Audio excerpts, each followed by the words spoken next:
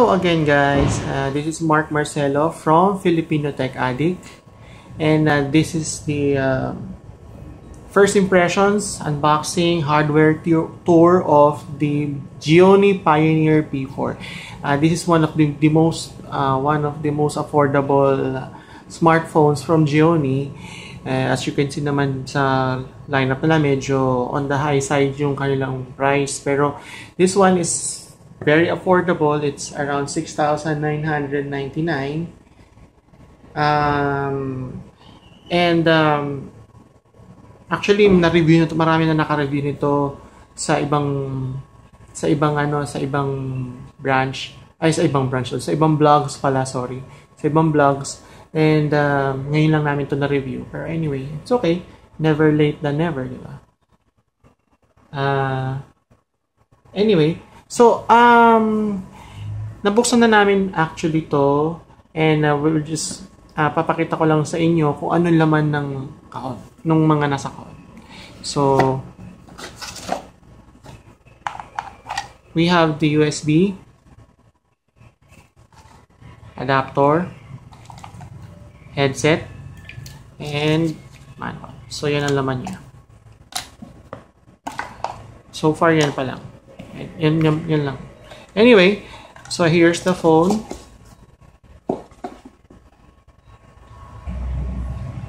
Anyway, so this is the phone. This is Gionee Pioneer P4. Yes, it's kind of small. This is 4.5 inch. It has a 4.5 inch display. Very small, very light, masarap hawakan. And very manageable talaga. Kahit one hand lang, kaya mo mag-text in one hand. Nakapatay pa yung phone. Pero papakita namin sa inyo yung hardware niya. So anyway, as you can see, we have the white variant. Meron tong, it comes with black and white. We have the white. And so hardware 2 muna tayo.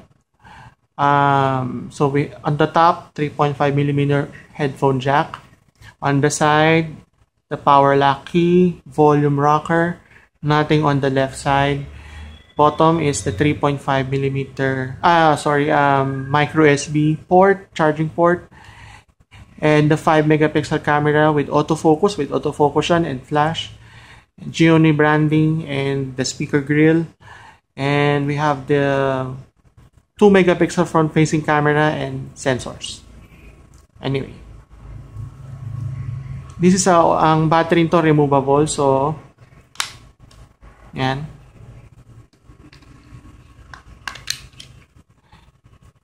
Ang battery nito ay we have a 1,800 milliampere battery. So, ito naman yung kanyang SIM card tray. So, dito yung micro SD. Micro SD. Expandable siya up to 32 gigabytes. Yung SIM 1 natin is a micro SIM. SIM 2 natin is a regular SIM. So, yan. Now, let's boot up the phone.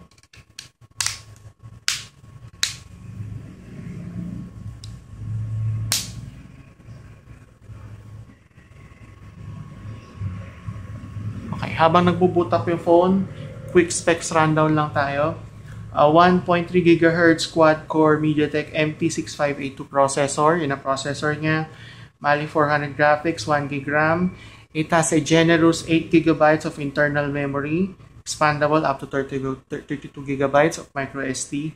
4.5-inch TFT display, FWVGA resolution by 480 by 854 pixels, 5-megapixel camera with autofocus and LED flash, 2-megapixel front-facing camera, HSP plus siya, Wi-Fi, Wi-Fi hotspot, Bluetooth, dual SIM, and we have a 1,800 mAh battery, and it is running Android 4.2 Jelly Bean. Pero sabi ng Gionee sa akin, they will upgrade it to Android 4.4 KitKat. They're working it out na. So far, ang Gionee pa lang na merong KitKat update is yung S5.5 nila, yung octa-core nila na Gionee, I forgot the name, sorry. Pero yung S5.5 yun. Anyway, Gionee is using a custom UI called Amigo UI, as you can see.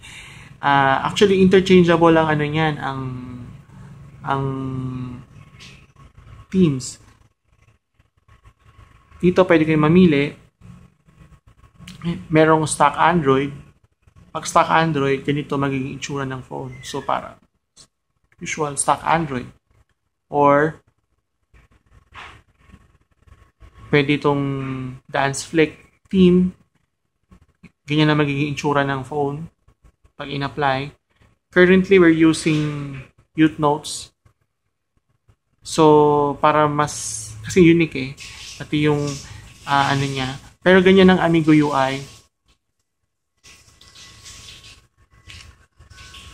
Ayan, as you can see, it's very fast, very fluid naman, very smooth. Kasi it's using a quad-core processor. Malakas din siya kumuha ng Wi-Fi, as you can see there. So far, we are very impressed with the build quality. Napakaganda ng kanyang build quality. Napakaganda ng pulidong-pulido, very solid yung phone. Although it's a small and very lightweight phone. We did, meron na kami Antutu benchmark na ginawa. And as you can see,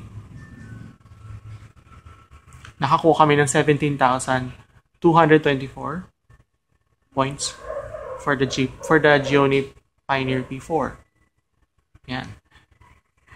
Ngayon, para sa mga gusto magtanong, camera, test natin ang camera. Tuloy na natin. So this is a 5 megapixel camera with autofocus. Ayan, nakita nyo. Take natin picture. Okay, so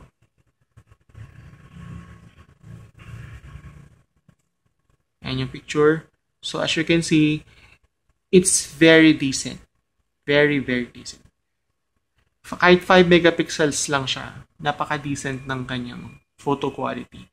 And we will further test on the camera and performance, gaming, everything on our full review. For now, first impressions, it's a good phone.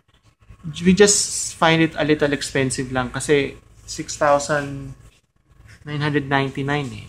We could, sana for this phone na medyo small, sana at least 5,000 na lang siya, no? Suggestion lang naman yun. Anyway, pero it's a good phone.